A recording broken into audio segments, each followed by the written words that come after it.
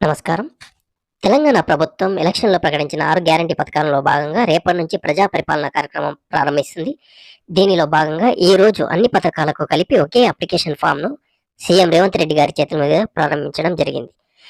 మనం చూసుకున్నట్టయితే ఫామ్ మీద ప్రజాపాలన 28వ తేదీ 12వ నెల 2023, 6వ తేదీ 1వ నెల 2024 ప్రజాపాలన దరఖాస్తు, మహాలక్ష్మి, రైతు భరోసా, గృహజ్యోతి, ఇందిరమ్మ ఇండ్లు, చేయుత పథకం కొరకు దరఖాస్తు అని ఉంటుంది. ఇప్పుడు మనం ఈ దరఖాస్తు ఫామ్ ఎలా నింపాలి, దీనికి ఏమేమి సబ్మిట్ చేయాలో తెలుసుకుందాం.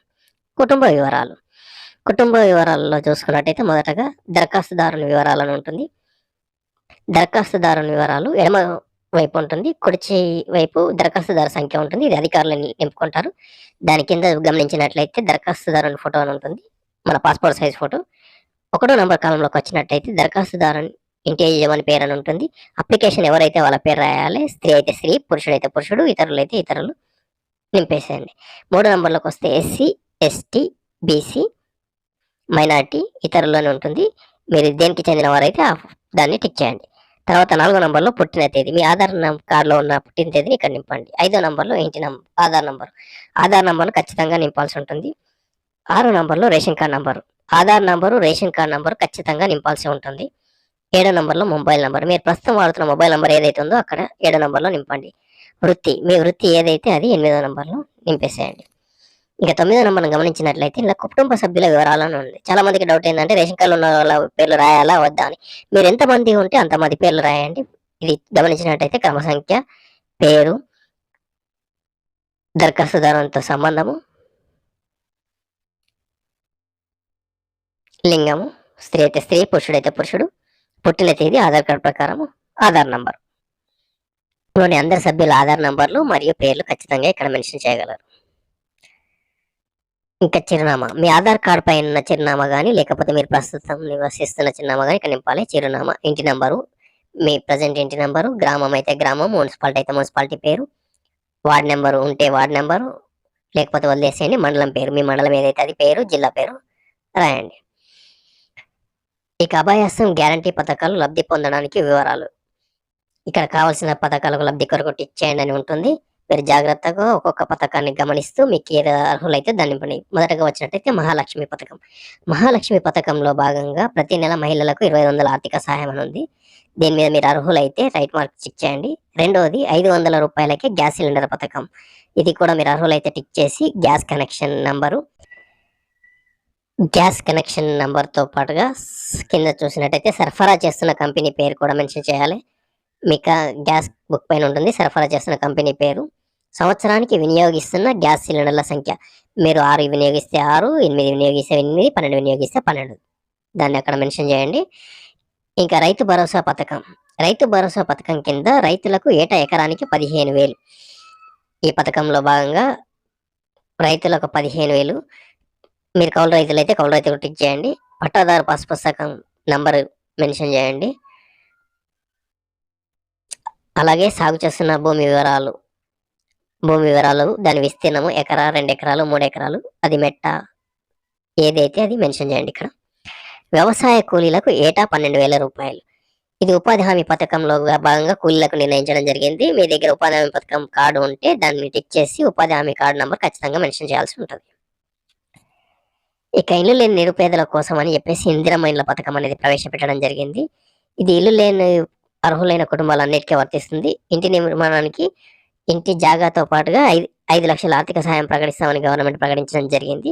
ఒకవేళ అమరులైన మరియు అమరవీరులకు, ఉద్యమకారులకు అంటే ఆర్మీలో పనిచేసిన వాళ్ళకు మరియు తెలంగాణ ఉద్యమంలో పనిచేసిన వాళ్ళకు 250 చదరపు గజాల ఇంటి స్థలంతో పాటు 5 లక్షలు ఇస్తుంది. అమరవీరుల కుటుంబం అంటే ఇచ్చేసి అమరవీరుల పేరు, అమరులైన సంవత్సరము, ఎఫ్ఐఆర్ నంబరు, డెత్ సర్టిఫికేట్, ఇది మిలిటరీలో పనిచేసిన వాళ్ళ కోసం ప్రవేశపెట్టడం జరిగింది.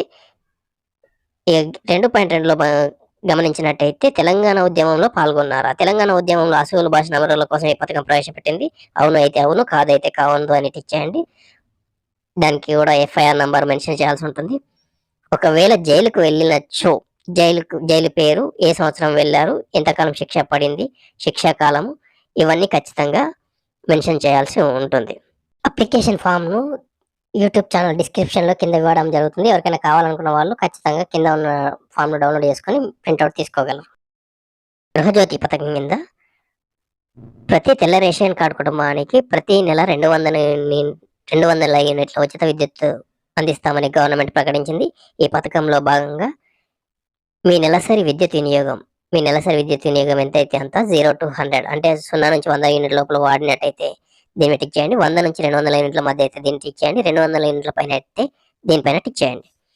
గృహ వినియోగ విద్యుత్ మీటర్ కనెక్షన్ సంఖ్య, మీ ప్రజెంట్ మీటర్ నంబర్ ఎంత ఉందో దాన్ని ఇక్కడ పూర్తిగా మెన్షన్ చేయండి.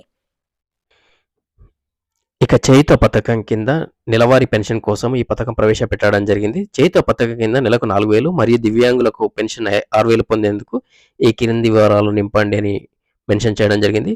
ప్రస్తుతం పింఛన్ పొందుతున్న వారు దరఖాస్తు చేయని అవసరం లేదు. ఎవరైతే ఇప్పుడు ప్రస్తుతం ప్రజెంట్ వస్తున్నాయి పెన్షన్, వాళ్ళు ఎవరు దిగులు పడాల్సిన అవసరం లేదు. వాళ్ళు మళ్ళీ అప్లై చేయాల్సిన అవసరం లేదు. దివ్యాంగులు ఇక్కడ టిక్ చేసి సదరం ఐడి నంబర్, వాళ్ళ సదరం సర్టిఫికేట్ పైన ఉన్న ఐడి నంబర్ ఇక్కడ మెన్షన్ చేయాల్సి ఉంటుంది. ఇక ఇతరులు 4,000 పెన్షన్ కోసం చూసినట్టయితే వృద్ధాప్య పెన్షన్ 50 ఏళ్ల పైన పోయిన వాళ్ళు ఇక్కడ, గీత కార్మికులు ఇక్కడ, డయాలిసిస్ బాధితులు ఇక్కడ, బీడీ కార్మికుల జీవనభృతి బీడీలు చుట్టే వాళ్ళు ఉంటే ఇక్కడ, ఒంటరి మహిళా జీవనభృతి ఒంటరిగా ఉంటున్న వాళ్ళు, విడాకులు పొందిన వాళ్ళు ఇక్కడ, వితంతు భర్త చనిపోయిన వాళ్ళు ఉంటే ఇక్కడ, చేనేత కార్మికులు ఇక్కడ, ఎయిడ్స్ వ్యాధిగ్రస్తులు ఎవరైనా ఉన్నట్టుంటే సర్టిఫికేట్ ఇక్కడ, పైలేరియా బాధితులు ఇక్కడ, బీడీ టేకేదార్ జీవనభృతి అంటే బీడీలు ఎంచుకునే వాళ్ళు ఉంటారు, తెలంగాణలో మునీములు అంటారు వీళ్ళు, వాళ్ళందరూ కూడా వాళ్ళ దానిలో టిక్ చేసి ఫిలప్ చేయాలి. ఇక్కడ కిందికి వచ్చినట్టయితే తెలంగాణ రాష్ట్ర ప్రభుత్వం ప్రజాపాలన 28/12/2003 నుండి 6/1/2024 ఉంది. అభయహస్తం కింద ఈ 6 పథకాలను ప్రవేశపెట్టడం జరిగింది. ఇక జతపరచవలసిన పత్రాలు వీటి గమనించినట్టయితే ప్రభుత్వం స్పష్టంగా చెప్పింది, కులము ఆదాయం సర్టిఫికేట్ అవసరం లేదు. కేవలం ఆధార్ కార్డు జిరాక్స్, తెల్ల రేషన్ కార్డు కలవారికి మాత్రమే ఈ పథకాలు అమలు చేయబడతాయని. మీ సేవల చుట్టూ తిరుగుతూ మీ టైం వేస్ట్ చేసుకోకండి. కులం ఆదాయం అనేది అవసరం లేదు. పైన సమర్పించిన వివరాలన్నీ వాస్తవం అని ధృవీకరిస్తున్నానని మనం స్వీయ ధృవీకరణ పత్రం మెన్షన్ చేయాల్సి ఉంటుంది. ఇక్కడ మన సంతకము, వేలిముద్ర వేసే వాళ్ళు ఉంటే వేలిముద్ర, వారి పేరు, ఇచ్చిన తేదీ, దరఖాస్తు ఏ డేట్ అడిస్తే ఆ డేట్ మెన్షన్. ఇక 4వ నంబరు ఫారాన్ని పరిశీలించినట్టయితే 4వ నంబర్ పేజీలో ప్రజాపాలన దరఖాస్తు రసీదు, జీపీ వాడుకోడు, జీపీ అయితే జీపీ, వాడుకోడు అయితే వాడుకోడు, దరఖాస్తుదారుని సంఖ్య, శ్రీమతి అప్లై చేసిన వాళ్ళ పేరు, తండ్రి అయితే తండ్రి పేరు, భర్త పేరు అయితే భర్త పేరు గారి నుండి, మహాలక్ష్మి పథకం కొరకు లేదా దరఖాస్తు, రైతు భరోసా పథకం కోసం దరఖాస్తు, లేదా ఇంద్రమ్మ పండ్ల పథకం కోసం దరఖాస్తు, గృహజ్యోతి పథకం కోసం దరఖాస్తు, చేయుత పథకం కోసం దరఖాస్తు, సమర్పించిన దరఖాస్తు స్వీకరించడమైనదని మెన్షన్ చేస్తారు. ఒకవేళ అందరూ అన్నిటికీ అర్హులు అయితే అన్నిటికీ టిక్ చేయండి. మీరు ఏదేది అర్హులు అయితే దానికి టిక్ చేసేసి ఇది మనకు తిరిగి ఇచ్చేస్తారు. ఇక్కడ గ్రామము, మున్సిపాలిటీ గ్రామం అయితే గ్రామం పేరు, వార్డు నెంబర్ అంటే వార్డు నెంబర్ పేరు, మండలం అయితే మండలం పేరు, జిల్లా పేరు, ఏ డేట్ నాడు మనకు రిసీట్ ఇచ్చారో రిసీట్ తేదీ పేరు, అధికారి సంతకం, మన నుంచి ఎవరైతే అప్లికేషన్ తీసుకున్నారో అతని పేరు, అతని హోదా, అతని యొక్క అధికార ముద్ర ఇక్కడ చేసి మనకు సమర్పించడం జరుగుతుంది.